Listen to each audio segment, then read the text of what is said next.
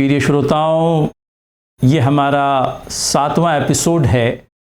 अलबिर TV YouTube channels के माध्यम से ये प्रसारित किया जा रहा है। हमारी कोशिश है कि आम आदमी के लिए जो प्रचलित कायदे हैं उनकी बुनियादी मालूमात पहुंचाई जाए, और ये बुनियादी मालूमात पहुंचाने का हमारा ये प्रयास पिछले 6 एपिसोड से जारी था, और आज ये 7वां एपिसोड है जिसमें हम हिंदुस्तान के अंदर में, भारतवर्ष में विवाह विच्छेदन का जो कानून है उसके बारे में पर्याप्त जानकारी देने की कोशिश करेंगे। आप हमारे साथ जुड़े रहें।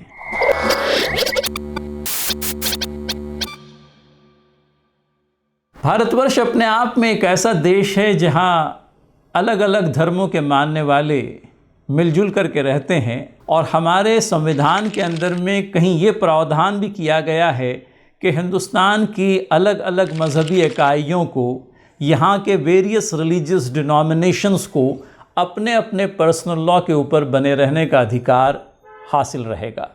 और यही वजह है कि मुस्लिम्स हों, हिंदूज़ हों, पारसीज़ हों या क्रिश्चियंस हों, उनके अपने personal laws, more particularly laws relating to marriage, ये एक दूसरे से कहीं अलग अलग दिखाई देते हैं। आज हम बात करना चाहेंगे हिंदुओं का, पारसियों का और ईसाइयों का जो विवाह विच्छेदन का कायदा है उसके बारे में।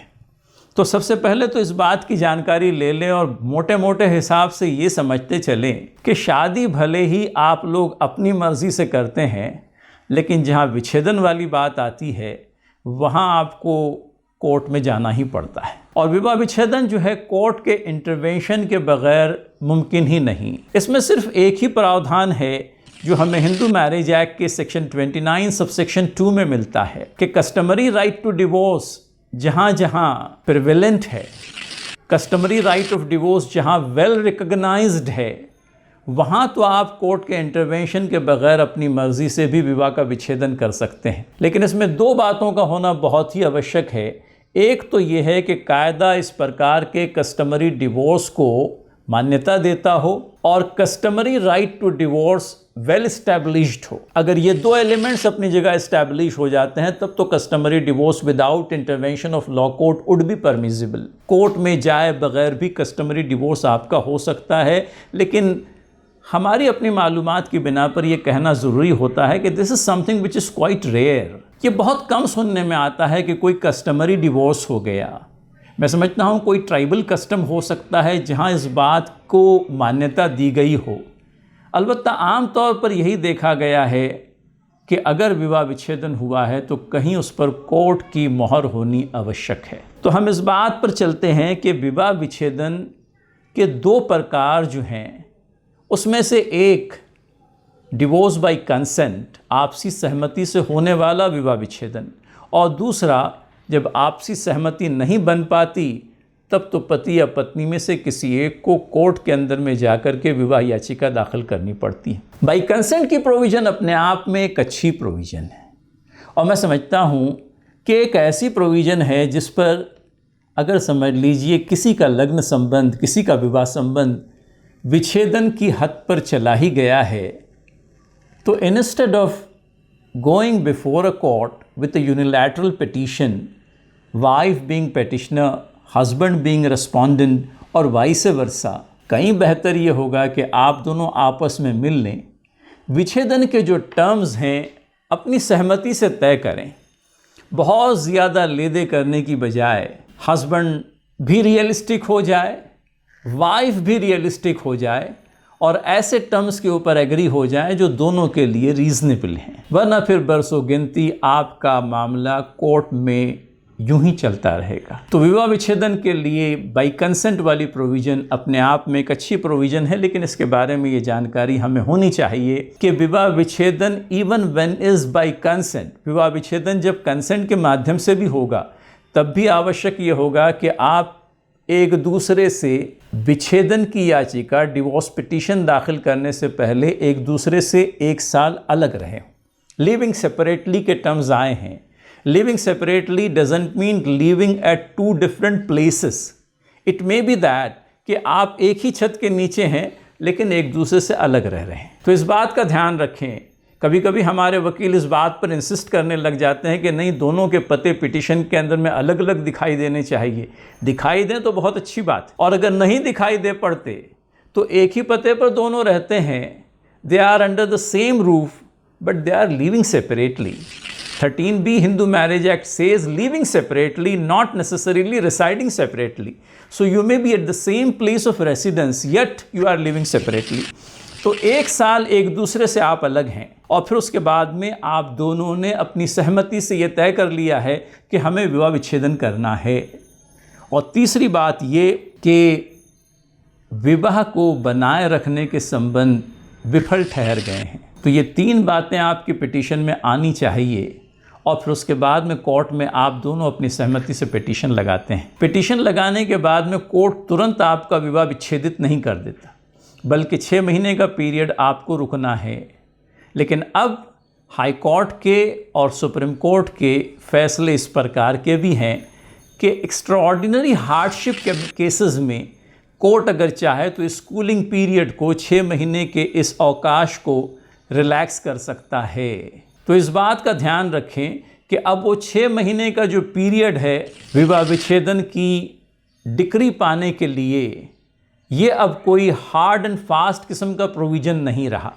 अप्रोप्रिएट कोर्स केसेस के अंदर में कोर्ट इस 6 महीने के पीरियड को रिलैक्स कर सकता है, और आपका पिटीशन सेकेंड हेयरिंग के लिए with in some reasonable time of filing the petition can be taken up for second hearing। तो आप कोर्ट में एक अरीज़ा दाखिल करें और कोर्ट को कहें कि हमें थोड़ी जल्दी है, कुछ कारणों का उसके अंदर में और पर्याप्त कारणों का उल्लेख करें।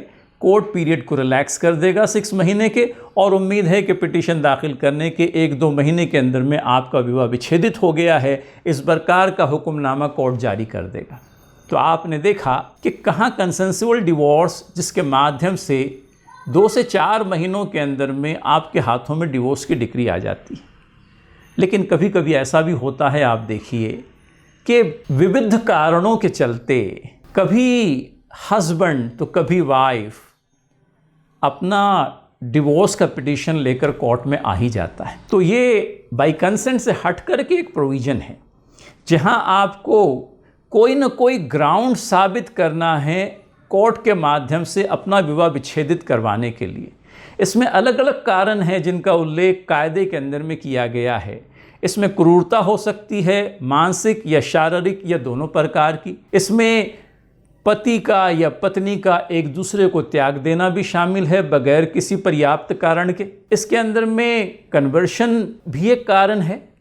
इसी तरह से नॉन कंजमेशन ऑफ मैरिज, शादी तो हो गई लेकिन शादी होने के बाद में पति पत्नी का जो संभोग होना था वही नहीं हुआ, तो इसे हमारे यहाँ नॉन कंजमेशन ऑफ मैरिज कहते हैं, और ये भी कारण हो सकता है। इसी तरह से अगर आप देखें तो इंसैनिटी, पागलपन, शादी हो चुकने के बाद में पति या पत्नी में से किसी एक को पागलपन का दौरा पड़ने लगा, वो अनसाउंड माइंड की हो गई या हो गया, तो ये भी एक कारण हो सकता है, इंसैनिटी ग्राउंड फॉर डिसोल्यूशन।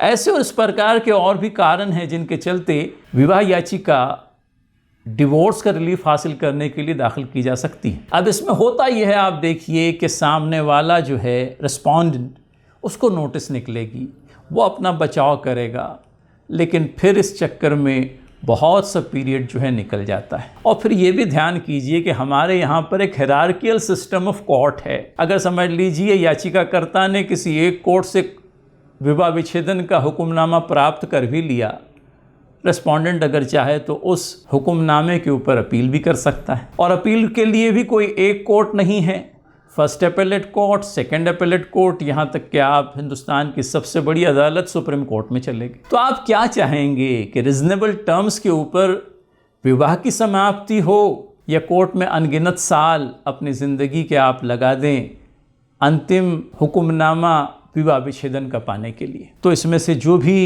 उपयुक्त होगा, ऐसे प्रोसेस को मैं समझता हूँ कि हमें टेकन रिकोर्स करने की ज़रूरत है। फिर उसके बाद में ये भी जान लीजिए कि कौन सी अदालत है जो इस बात का अधिकार रखती है कि इस प्रकार की पिटीशन को एंटरटेन कर सके।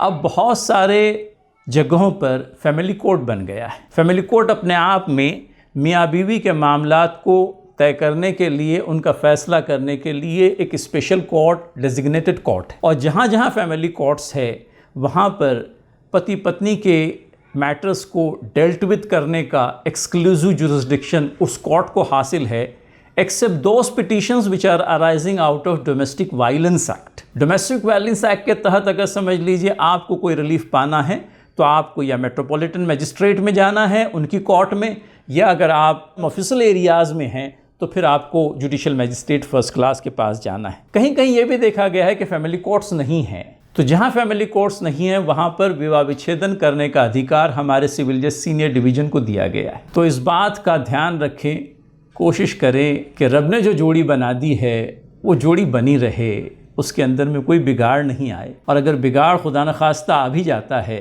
तो उस बिगाड़ को दूर करने का भी तरीका सीखें, और बिगाड़ सुधारने के बावजूद भी नहीं सुधर रहा तब अलग होने के लिए भी कोई ऑनरेबल और रिस्पेक्टेबल तरीका देखें।